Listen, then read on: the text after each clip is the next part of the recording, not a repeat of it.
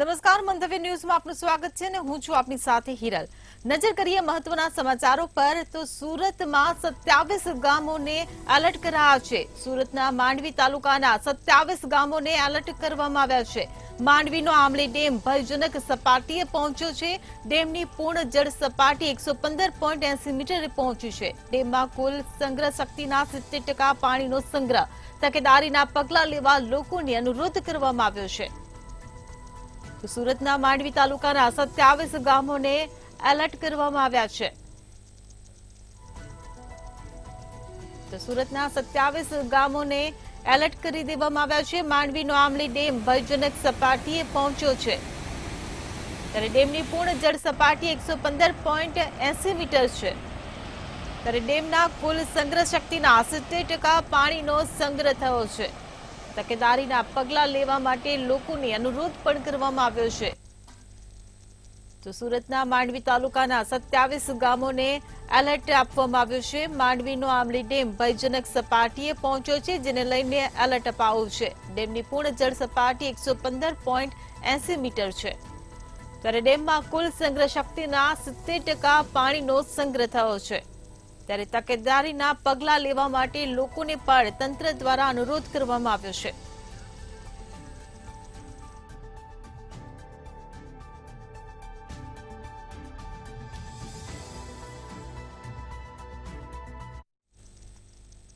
જામનગર શહેરના રસ્તા બિસ્માર્ક બન્યા છે। જામનગરથી આ સમાચાર સામે આવી રહ્યા છે। જામનગરના રસ્તા બિસ્માર્ક હાલતમાં જોવા મળી રહ્યા છે। શહેરના રસ્તા બિસ્માર્ક બન્યા છે। શિવધારા સહિતની સોસાયટીના રોડ બિસ્માર્ક હાલતમાં જોવા મળી રહ્યા છે। બિસ્માર્ક રોડને કારણે રહીશો પણ હેરાન પરેશાન થઈ રહ્યા છે। તો ભૂગર્ભ ગટરનું કનેક્શન કાપતા ગટરો ઉભરાય છે ત્યારે સ્થાનિકો રોગચાળાનો ભોગ બને તેવી શક્યતા સેવાઈ રહી છે। જામનગરથી આ સમાચાર સામે આવી રહ્યા છે। જામનગર શહેરના રસ્તા બિસ્માર્ક બન્યા છે જેને લઈને રહીશો ત્રાહિમામ પુકારી રહ્યા છે। શિવધારા સોસાયટી સહિતના રોડ રસ્તા બિસ્માર હાલતમાં જોવા મળી રહ્યા છે ત્યારે બિસ્માર્ક રોડને કારણે રહીશો પણ હાલાકીનો સામનો કરી રહ્યા છે।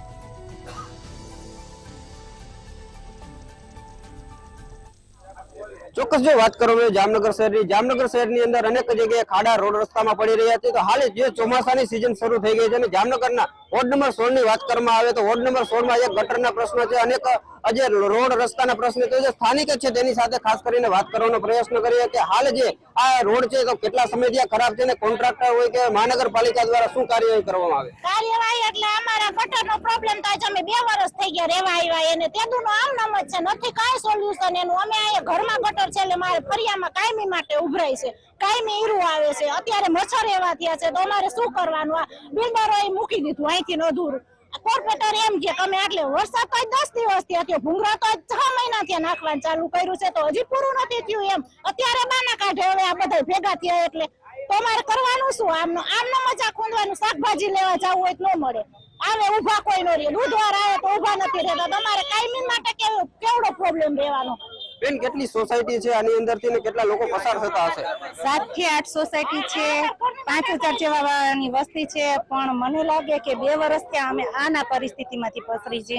છોકરા એટલા બીમાર થાય છે અને કોઈ વ્યક્તિ બહાર નથી નીકળી શકતી કે બહારની વ્યક્તિ અંદર નથી આવી શકતી અને અમે બહાર જાય તો અમને એમ કે તમે એવા એરિયામાં રહ્યો કે જ્યાં ગટરો ભરાય છે એમ, પણ ગટરો ભરાય છે નથી કે આ લોકોએ કર્યું જ નથી કામ હરખું વ્યવસ્થિત। કોર્પોરેટર એના ઘર પર લીધા, બિલ્ડરો એના ઘર પર લીધા ને મરે તો અમે આમ આદમી મરી। અત્યારે નાના છોકરા અને એમ કે છે સ્વચ્છ ભારત, બરાબર? આમાં સ્વચ્છ ભારત રાખવા જેવું જ ક્યાં છે? અત્યારે તો કેવો રોગચાળો ફાટી નીકળો, તો આના હિસાબે તો રોગચાળો આવવાનો જ છે ને। બેન, જે પ્રકારે વાત કરી કે 10 થી 12 સોસાયટી છે, આની અંદર એક સ્કૂલ પણ આવેલી છે, શું કહેશો?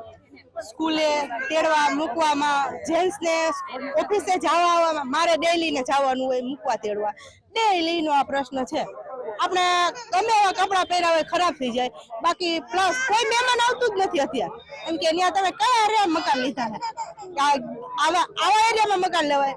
સામા આપને પ્રશ્ન કરે છે, અમારે શું કરવાનું ઈ કયો? ખાસ કરીને બેન, જે 10 થી 12 સોસાયટી આવે છે આની અંદર કેટલી વસ્તી હશે વસ્તી 5000 જેવા અત્યારે થઈ ગયા છે ભાઈ, અને સ્કૂલ છે આમ સામે છે, તમે જોઈ લેજો. અમારા છોકરાઓને ત્યાં તેડવા મૂકવામાં કેટલી તકલીફ થાય, છોકરા પડી જાય છે, પ્લસ અહીં મચ્છર હોય છે આવવામાં જવામાં. અને કેવી રીતના બધાય સરખું ન હોય કે બધા વેન કરાવીને છોકરાઓને મૂકી આવે, ત્યારે કોઈ મહેમાન પણ નથી આવતું. એમ કહે છે કે તમારા ઘર પાસે કેવી તકલીફ છે, અમારે ક્યાંથી આવું, અમે કોઈ બીજો રસ્તો જોયો નથી. એ ક્યાં જગ્યાએ મકાન, અને અમારા પેલા બધા સોસાયટીના જે બિલ્ડર છે બધા પેલા મોટી મોટી વાત કરતા કે તમને રોડ રસ્તા બધું આપશું, અત્યારે કોઈ જવાબ આપતું નથી. બિલ્ડર તો શું આ અત્યારે હજી કામ કરવાનું હોય ને એ કઈ કરતા નથી કોઈ. જે પ્રકારે બહેનોએ વાત કરી કે જે હાલ છે, જે દ્રશ્ય જોઈ રહ્યા છો તમે કે જે ગટર રોડ રસ્તાના તમામ પ્રશ્નના હિસાબે જે તંત્રના પાપે જે હાલ સ્થાનિકોને જે વારો આવી રહ્યો છે ભોગવવાનો, અને રોડ રસ્તા નથી, કોઈ જે બિસ્માર હાલતમાં રોડ જોવા મળી રહ્યા છે. ખાસ કરીને જે પ્રકારે મનપા કમિશનર અને કોર્પોરેશન દ્વારા જે હાલ રોડ રસ્તાની બિસ્માર હાલત હોય છતાં પણ કોઈ કાર્યવાહી નથી કરવામાં આવતી. કોર્પોરેટરે અનેકવાર રજૂઆત કરવા છતાં પણ કોઈ કોર્પોરેટર દ્વારા જે ધ્યાન ન દેવામાં આવતું હોય તેવું સ્થાનિકો દ્વારા જણાવી રહ્યું છે. અને હાલ 5 થી 10 હજારની જે વસ્તી છે કાયમી માટે જે આ પ્રશ્નનો નિરાકરણ આવે તે માટેની સ્થાનિકોની માંગ છે. સાગર સંઘાણી. રાજકોટમાં મેંગો માર્કેટ નજીક અકસ્માત સર્જાયો છે. રાજકોટથી આ સમાચાર સામે આવી રહ્યા છે. રાજકોટમાં મેંગો માર્કેટ નજીક અકસ્માત સર્જાયો છે. ટ્રકની અડફેટે બાઇક ચાલક દંપતીનું મોત નીપજ્યું છે. ત્યારે લાલજી રૈયાણી અને ભાવના રૈયાણીનું ઘટના સ્થળે જ અકસ્માતમાં મોત નીપજ્યું છે. તો ટ્રક ચાલકને કુવાડવા પોલીસે ઝડપી પાડ્યો છે. રાજકોટથી આ અકસ્માતની ઘટના સામે આવી છે. મેંગો માર્કેટ નજીક અકસ્માત સર્જાયો છે. ટ્રકની અડફેટે બાઇક ચાલક દંપતીનું મોત નીપજ્યું છે. લાલજી રૈયાણી અને ભાવના રૈયાણીનું ઘટના સ્થળે જ કમકમાટી ભર્યું મોત નીપજ્યું છે. ત્યારે ટ્રક ચાલકને કુવાડવા પોલીસે ઝડપી પાડ્યો છે. તો રાજકોટથી અકસ્માતની ઘટના સામે આવી છે. મેંગો માર્કેટ નજીક અકસ્માત સર્જાયો હતો.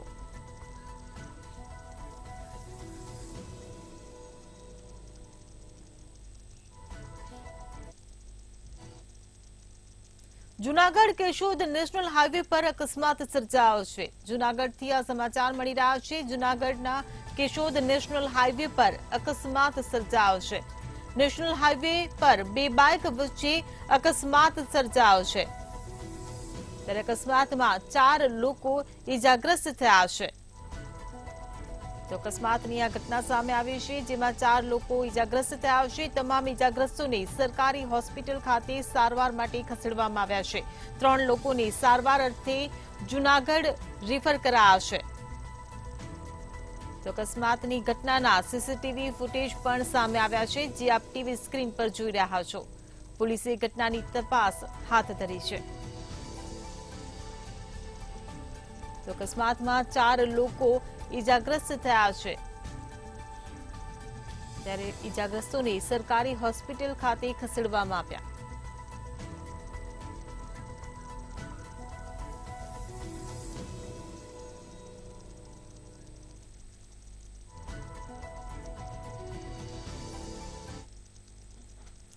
સુરતના કતાર ગામમાં લોક દરબારનું આયોજન કરવામાં આવ્યું. સુરતથી આ સમાચાર મળી રહ્યા છે. સુરતના કતાર ગામમાં લોક દરબારનું આયોજન કરાયું. સાયબર ક્રાઇમનો ભોગ બનેલા લોકો ઉપસ્થિત રહ્યા હતા. ત્યારે ભોગ બનેલા લોકોને 38 લાખ જેટલી રકમ પરત કરવામાં આવી છે. તો પોલીસ અને લોકો વચ્ચે સમન્વય જળવાય તે માટે આ આયોજન કરવામાં આવ્યું હતું. ત્યારે લોક દરબારમાં પોલીસ કમિશનર સહિત અધિકારીઓ પણ ઉપસ્થિત રહ્યા. આજે સુરત શહેરના ડીસીપી ઝોન 3 શ્રી પિનાકીન પરમાર દ્વારા એની જો સમગ્ર જો પોલીસ સ્ટેશન જો એના તાબામાં આવે છે, આ વિસ્તારમાં જેટલા સાયબર ક્રિમિનલો દ્વારા અમારા લોકોના જો ચીટિંગ કરવામાં આવી હતી, જો હાવ નાની રકમો હતી, 400 રૂપિયા 500 રૂપિયા લઈને 1000 2000 5000 તક હતી. અને એના જ્યારે બનાવ બના આ લોકોના સાથે, ત્યારે આ લોકો જો સાયબર ક્રાઇમ પોર્ટલ ઉપર ફરિયાદ કરી હતી. ફરિયાદના અંતે જો અને પોલીસના પ્રયાસના અંતે આ બધા પૈસા આપણા રિકવર પણ કરવામાં આવેલા, અને આ જ પૈસા આ લોકોને પરત કરવા માટે આજના સુરતમાં 28 વર્ષીય યુવક પર મશીન પડ્યું હોવાની ઘટના સામે આવી છે. સુરતથી આ સમાચાર મળી રહ્યા છે. સુરતમાં 28 વર્ષીય યુવક પર મશીન પડ્યું હોવાની ઘટના સામે આવી. સુરતના ઇચ્છાપુર વિસ્તારની આ ઘટના પ્રકાશમાં આવી છે. ક્રેન દ્વારા મશીન ચડાવવામાં આવી રહ્યું હતું અને મશીન યુવક પર પડ્યું ત્યારે યુવકનું ઘટના સ્થળે જ મોત નીપજ્યું છે. ત્યારે સમગ્ર ઘટના સીસીટીવીમાં કેદ થયું છે. તો સુરતથી આ સમાચાર મળી રહ્યા છે. 28 વર્ષીય યુવક પર મશીન પડ્યું છે. પોલીસે ક્રેન ઓપરેટર વિરુદ્ધ આ સમગ્ર મામલે ગુનો નોંધ્યો છે. સુરતના ઇચ્છાપુર વિસ્તારની આ ઘટના સામે આવી છે.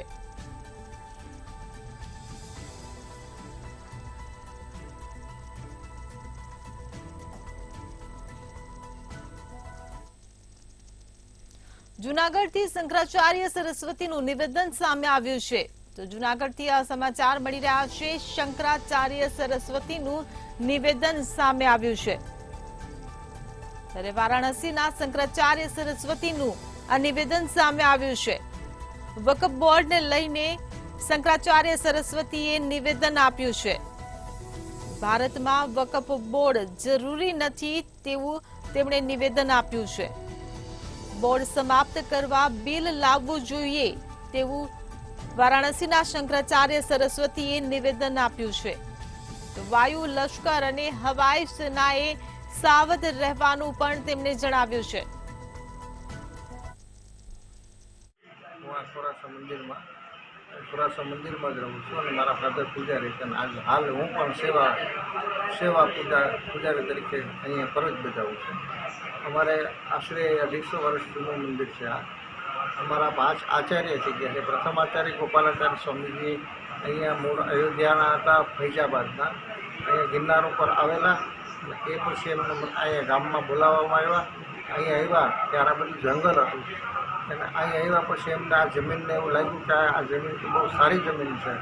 એમને મંદિરમાં બનાવવા માટે ગામ પાસે માગણી કરી એટલે મંદિરને ભાવનગરમાં બિલેશ્વર મહાદેવનો મહિમા અનેરો રહેલો છે અને શ્રાવણ માસ દરમિયાન શિવજીની વિશેષ પૂજા અર્ચના કરવામાં આવે છે. જેમાં ગોહિલવાડના શિવ મંદિરો વહેલી સવારથી ભાવિકોના હર હર મહાદેવના નાદથી ગુંજી ઉઠ્યા છે. બિલેશ્વર મહાદેવની વિશેષતા એ છે કે અહીંયા ભક્ત દ્વારા 5, 7 કે 11 દિવસ દરમિયાન કોઈ પણ ચીજ વસ્તુ અર્પણ કરવાની માનતા રાખવામાં આવે તો તેની મનોકામના પૂર્ણ થાય છે.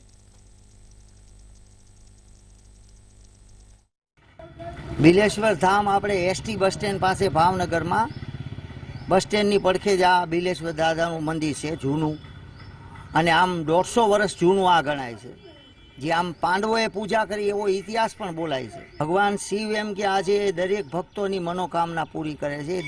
દેવોના દેવ મહાદેવ છે અને આજે દરેકે એને વરદાન આપ્યા છે. રાક્ષસોને પણ ભોળાનાથે દરેકનું ભલું કર્યું છે. દેવાધિદેવ મહાદેવથી મોટા કોઈ દેવ નથી. હું ઘણા સમયથી અહીંયા અમારું જૂનામાં જૂનું બિલેશ્વર ધામ છે. અહીંયા અમે ઘણા સમયથી દર્શને આવીએ છીએ. અહીંયાના જે કાંઈ બધા સાધુ અહીંયાના જે પૂજારી છે એ લોકોનો સ્વભાવ શાંત સ્વભાવનો છે. અમને લોકો અહીંયા બધું સારી રીતે અમને પૂજા સેવા કરવા દે છે. બિલેશ્વર બાપાનો બહુ મોટો મહિમા છે. અહીંયા જે કોઈ લોકો અહીંયાની જે કોઈ માનતા રાખે છે તેની બધાને શુભકામના મળી છે.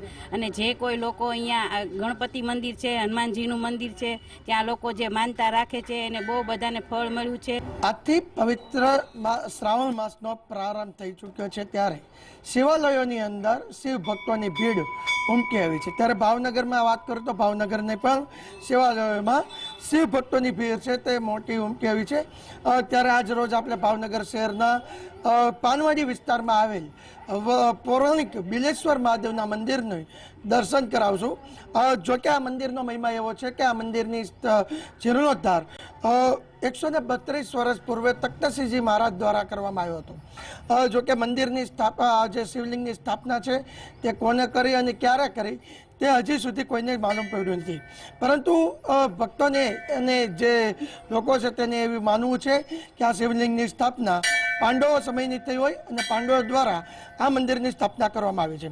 બીજી તરફ મંદિરની વિશેષતા એ છે કે તમામ શિવ મંદિરમાં ગણપતિજી અને હનુમાનજીની જે પ્રતિમા મૂકવામાં આવતી હોય છે, પરંતુ અહીંયા આગળ જે હનુમાનજીની પ્રતિમા છે તે આપણે જોઈ શકીએ છીએ કે કપી રૂપે હનુમાનજી હોય છે, પરંતુ આ મંદિરમાં જે દેવમુખ છે તે દેવમુખે હનુમાનજીની પ્રતિમા મૂકવામાં આવી છે તેમજ મંદિરની અંદર જે ભક્તોની શ્રદ્ધા છે તે અતૂટ છે। શ્રાવણ માસમાં મોટી સંખ્યામાં ભક્તો છે તે મંદિરે દર્શન કરવા આવતા હોય છે ત્યારે આજરોજ પ્રથમ શ્રાવણ માસનો સોમવાર હોવાથી ભાવનગરના જે શિવ મંદિરો છે ત્યાં ભક્તોની મોટા પ્રમાણમાં ભીડ ઉમટી છે। હિરેન ચૌહાણ, મંતવ્ય ન્યૂઝ, ભાવનગર। આજરોજ શ્રાવણ માસના પવિત્ર અવસરે મંદિરોમાં ભક્તોની ભીડ જોવા મળી। જૂનાગઢના માળિયાહાટીનાથી 30 કિલોમીટર દૂર આવેલા ખોરાસા ગામે 250 વર્ષ જૂના તિરુપતિ બાલાજીના મંદિર ખાતે શ્રાવણ મહિનાના પ્રથમ સોમવારે ભક્તોની ભારે ભીડ જોવા મળી હતી। સામાન્ય લોકો તિરુપતિ બાલાજીના દર્શન કરવા માટે જઈ શકતા નથી, માટે આ મંદિરના દર્શનથી સાક્ષાત ભગવાન તિરુપતિના દર્શનનો લાહવો પ્રાપ્ત થાય છે। ચૈત્ર માસમાં ભવ્ય લોક મેળામાં હજારોની સંખ્યામાં માનવ મહેરામણ ઉમટી પડે છે। તમામ ભક્તોને વિના મૂલ્યે મહાપ્રસાદ આપવામાં આવે છે।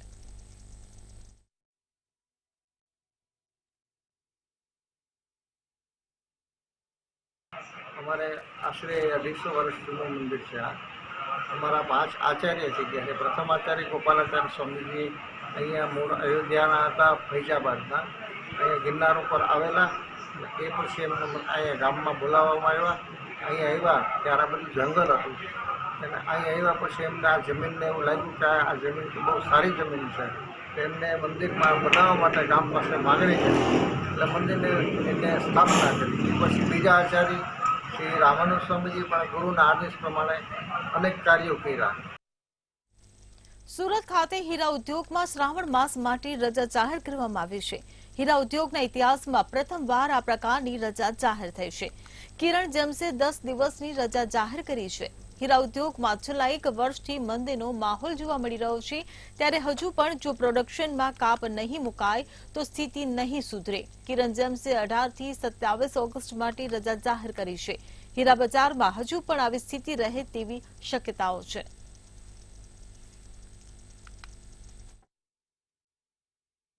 બે વર્ષથી હીરા ઉદ્યોગ મંદીનું માર સહન કરી રહ્યું છે।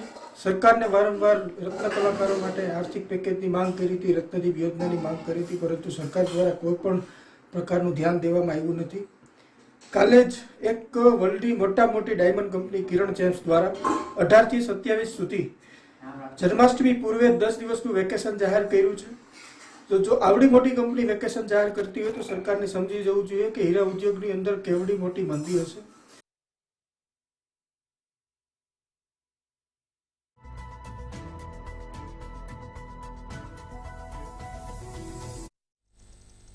જામનગરમાં સરસ્વતી સાધના યોજના હેઠળ અપાતી સાયકલથી કન્યાઓ વંચિત છે। વિદ્યાર્થીનીઓને વિતરણ કરવાની સાયકલો ધૂળ ખાઈ રહી છે અને વરસાદમાં કાટ લાગવાથી ખરાબ થઈ રહી છે। ગોડાઉનમાં 300 જેટલી સાયકલ રાખવામાં આવેલી છે। આ સાયકલો 4 મહિનાથી ગોડાઉનમાં કાટ ખાઈ રહી છે, પરંતુ શાળામાં બાળાઓને સાયકલ આપવામાં નથી આવી રહી।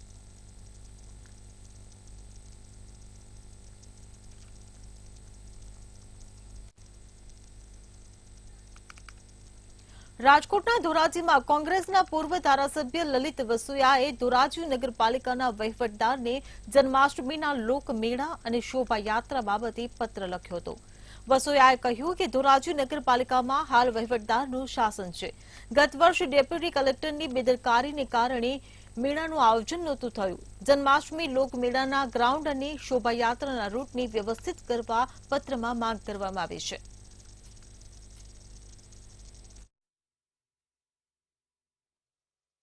દેશની આઝાદી વખતથી જન્માષ્ટમીનો મેળો જે ધોરાજીની અંદર થતો હતો, એ મેળો ગયા વખતે થયો નહીં, હિન્દુઓની લાગણીઓ દુભાણી। આ વખતે વહીવટદાર શ્રીને પત્ર લખી જન્માષ્ટમીના મેળાનું ગ્રાઉન્ડ અને ગુજરાતની અંદર સૌ પ્રથમવાર જે શોભાયાત્રાની શરૂઆત ધોરાજીથી થઈ છે, શોભાયાત્રાના રૂટ ઉપર જે ખાડાઓ અને ગાબડાઓ છે તાત્કાલિક ધોરણે રિપેર કરવા માટેની કાર્યવાહી કરવી। રાજકોટમાં મેયર તમારે દ્વારે લોક દરબાર વોર્ડ નંબર 12 માં યોજાયો હતો, ત્યારે આ લોક દરબારમાં ફરી નાગરિકો અને રાજકોટ મહાનગરપાલિકાના પદાધિકારીઓ વચ્ચે બોલાચાલી થઈ હોવાનું સામે આવ્યું છે। વોર્ડ નંબર 12ના સ્થાનિક પ્રશ્નોને લઈને સ્થાનિક રહીશોએ કોર્પોરેશનના પદાધિકારીઓનો ઉધડો લીધો હતો ત્યારે સ્થાનિકોના પ્રાથમિક પ્રશ્નોને લઈને કોંગ્રેસ દ્વારા વાતાવરણ ઉગ્ર બનાવવામાં આવ્યું હતું. મને એવું લાગે છે મેયર આપને દ્વારા વોર્ડ નંબર 12 માં લોક દરબાર નહોતું, ભાજપના આગેવાનો ને ભાજપના વિસ્તારના આગેવાનો તે આગળ ખુરશીમાં અને સ્ટેજ ઉપર ચડી બેસી ગયા હતા. પદાધિકારીઓ લોક દરબાર હોય તો એમાં રાજકોટ મહાનગરપાલિકાના પદાધિકારીઓ જોવા જોઈએ ને વોર્ડ નંબર 12માં કોઈ પણ જાતના પ્રશ્નો સોલ્વ થતા ન હોય ને વોર્ડ નંબર 12ની પબ્લિક સ્વયંભૂ લોક દરબારમાં આવેલ હતી, પણ વોર્ડ નંબર 12માં સ્વયંભૂ પબ્લિક આવેલી હતી એટલે ત્યાંના કોર્પોરેટરો ને પદાધિકારીઓ આફડા ફાફડા થયા હતા ને 9 થી 11માં 2 કલાકમાં કાર્યક્રમ પૂરો કરી નાખ્યો. લોક દરબાર 1 વાગ્યા સુધી ચાલુ રાખવો તો પણ કાર્યક્રમ થઈ શકે એમ હતો ને પબ્લિકના સ્વયંભૂ એવડા પ્રશ્ન હતા, પણ આ લોકો હોદ્દેદારો કોઈ પબ્લિકના પ્રશ્ન સાંભળ્યા જ નથી. રાજકોટ અમદાવાદને જોડતા નેશનલ હાઈવે નંબર 47ની 6 લેનની કામગીરી થઈ રહી છે. 2018થી શરૂ થયેલી 6 લેનની કામગીરી 6 વર્ષે પણ પૂરી નથી થઈ. 3,350 કરોડના પ્રોજેક્ટની 98% કામગીરી પૂર્ણ થઈ ગઈ હોવાનો અને આગામી 3 માસમાં કામગીરી પૂર્ણ કરવાનો દાવો કરવામાં આવી રહ્યો છે. 6 વર્ષ વીત્યા છતાં હજુ સુધી આ પ્રોજેક્ટના મેજર 6 પૈકી હજુ 2 બ્રિજની કામગીરી બાકી છે. 7 કિલોમીટર જેટલું ડામરકામ હજુ પણ બાકી છે.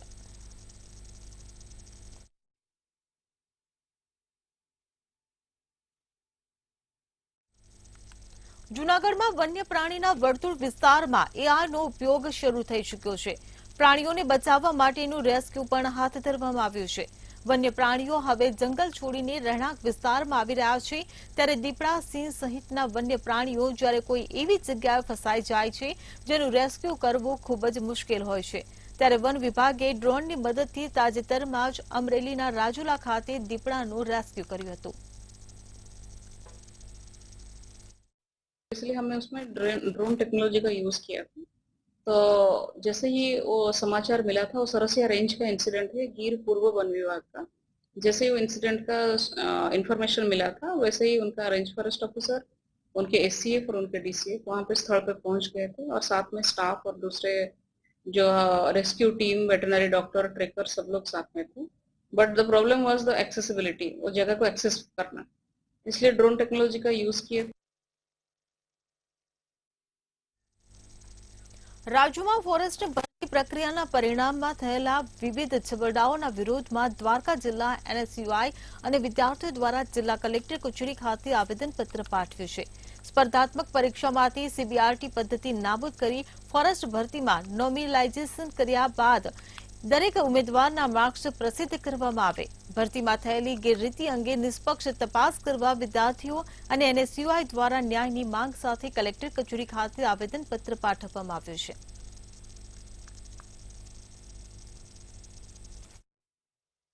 મેં હાલ ફોરેસ્ટની એક્ઝામ આપી છે, જેથી ઘણા સીબીઆરટી પદ્ધતિ દ્વારા ઘણા વિદ્યાર્થીઓને અન્યાય થયો છે. સીબીઆરટી પદ્ધતિ રદ કરવામાં આવે જેથી કરીને ભવિષ્યમાં કોઈ પણ વ્યક્તિને આવી રીતે અન્યાય ના થાય અને નોર્મલાઇઝેશન બાદના માર્ક જાહેર કરવામાં આવે અને ખાલી પડેલી જગ્યામાં વધારો કરવામાં આવે. અમરેલીમાં આખલાઓ બેફામ બન્યા હોવાના દ્રશ્યો સામે આવ્યા છે ત્યારે ધારીમાં બાઇક ચાલકની આખલાએ અડફેટે લીધો હોવાની ઘટના સામે આવી છે. આખલાએ બાઇક ચાલકની અડફેટે લેતા યુવકને ગંભીર ઇજાઓ પહોંચી હતી ત્યારે ઇજાગ્રસ્ત યુવકને સારવાર માટે હોસ્પિટલમાં ખસેડવામાં આવ્યો હતો જ્યારે આ સમગ્ર ઘટનાના સીસીટીવી ફૂટેજ પણ સામે આવ્યા હતા.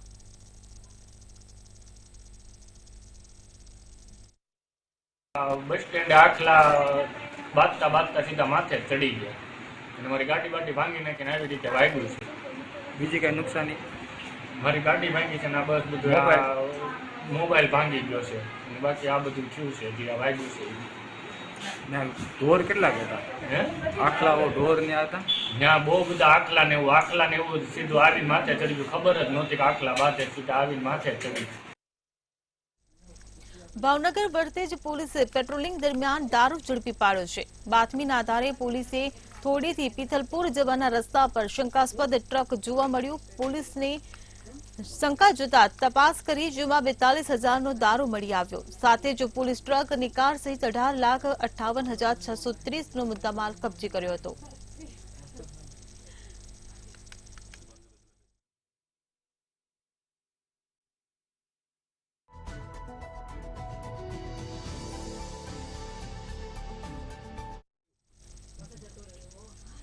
સમાચારોની અપડેટ સાથે ફરી મળીશું. ત્યાં સુધી મંતવ્ય ન્યૂઝ પર નિહાળો સીધો સંવાદ અમારા સહયોગી લખમા સાથે.